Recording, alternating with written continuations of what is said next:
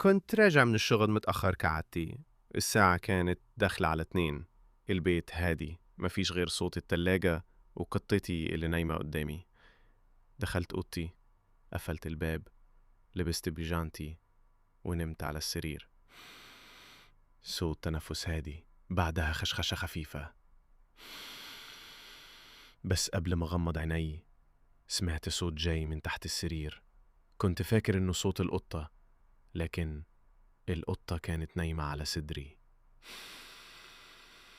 صوت أنين خفيف.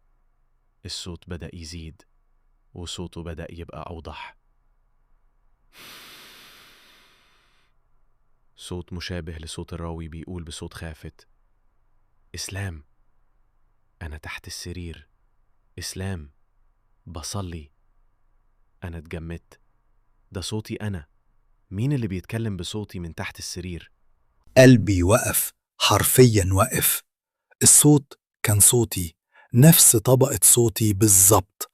حاولت أقوم، جسمي اتشل. الصوت قرب أكتر وبقى ورا ودني. إسلام، أنا أنت، بس من تحت السرير.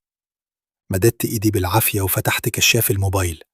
بصيت تحت السرير، لقيت أنا، نفس وشي، نفس هدومي، بس عينيه كانت سودة، سودة كلها. أنا اللي كنت نايم هنا من الأول، أنت اللي خدت مكاني فوق.